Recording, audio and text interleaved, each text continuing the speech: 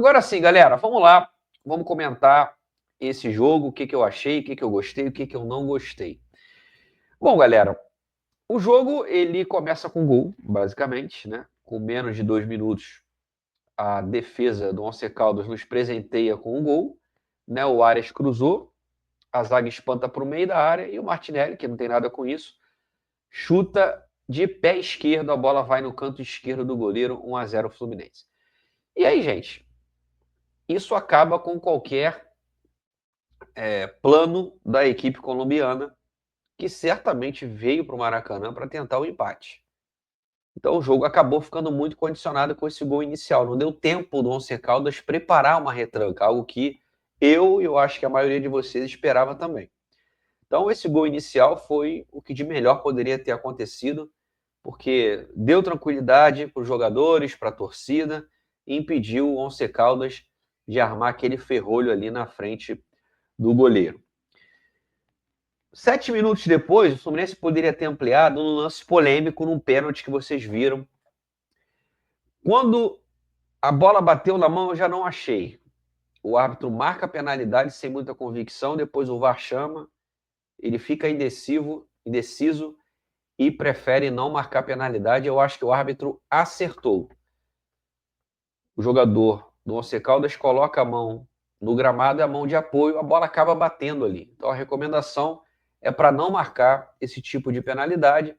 O árbitro ficou indeciso, mas ele foi sensato, de fato, na minha opinião também, não houve o pênalti. Depois desse lance, o jogo caiu de ritmo. O Fluminense já não chegava com aquela intensidade, aquela rapidez, como nos 10 minutos iniciais. E o Once Caldas, que foi para o Maracanã para se defender, não tinha qualidade para criar. E aí a peleja ficou morna. Eles tiveram uma chance, acho que foi a maior chance do Once Caldas no jogo, né? Foi aos 24, no chute de fora da área. A bola passou pertinho à esquerda do Fábio. Depois o Fluminense teve mais 2 chances, num passe bonito do Ganso. E aí a jogada prossegue e quase sai um gol contra. Teve um escanteio também, que a zaga do Once Caldas tirou. O jogo estava bem morno, bem controlado, bem tranquilo, até que o Fluminense consegue mais um gol e, novamente, a defesa do Once Caldas nos ajuda. Uma cabeçada do Martinelli, o Arias divide, ela raspa do defensor colombiano e sobra para o Serna, que toca por cima do goleiro e faz o 2-0. O Fluminense, mesmo sem forçar, aproveitou a fragilidade do adversário para ampliar. Foram 2 gols cedidos pelo Once Caldas e bem aproveitados pelo tricolor. E como é que foi a história do segundo tempo? No segundo tempo, o Renato tira o Martinelli e põe o Nonato. E o que mais chamou a atenção, acho que do segundo tempo inteiro, mas principalmente do início da etapa final, foram os maus tratos do querido EV com a bola. Como sofreu a pelota com o camisa 9 do Fluminense, né? Quebrou demais, bicho. Um negócio impressionante. A falta de sequência das jogadas. A bola chegava no Everaldo, a jogada morria. A bola ia nele, ele dominava sempre para trás. Ele nunca conseguia girar o corpo. Parece que tá com a prega presa. O cara não consegue girar o corpo para seguir para frente. Ele está sempre dominando para trás.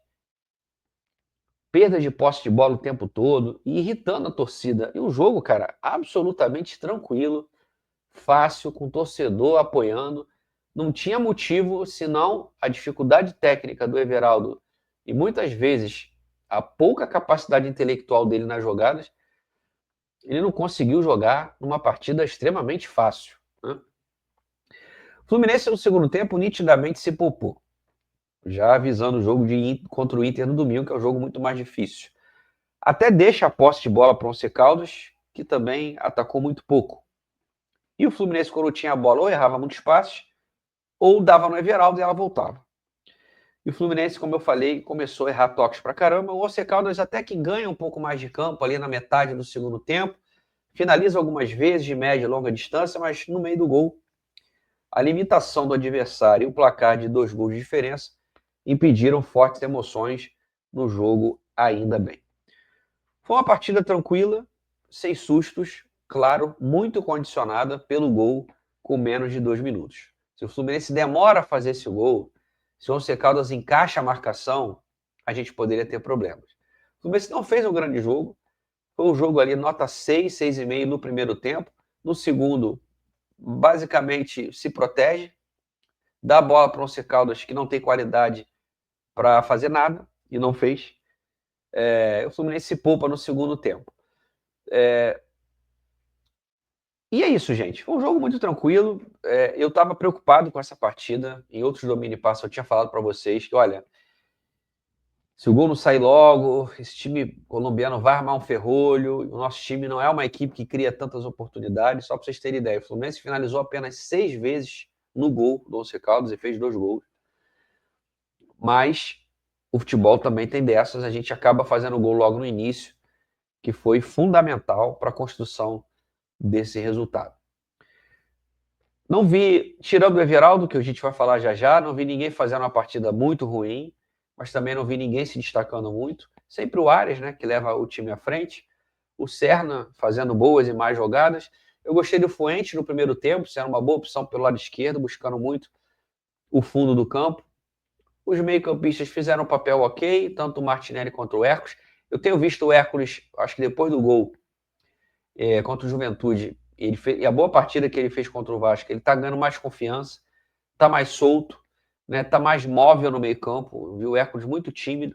Acho que ele está perdendo essa timidez. Ainda precisa aprimorar o passe. Acho que o Hércules ainda está errando muito passe para o cara que joga no meio-campo. Mas de positivo, essa confiança dele. Estou vendo um jogador cada vez mais solto em campo, cada vez mais leve. Acho que isso é importante para ele, que é um menino que parece ser muito tímido, e no Fortaleza era esse jogador muito leve. O Ganso fez uma partida ok, uma nota 5,5 ali, deu um bom passe para o Fuentes no primeiro tempo, mais nada. Um jogo burocrático.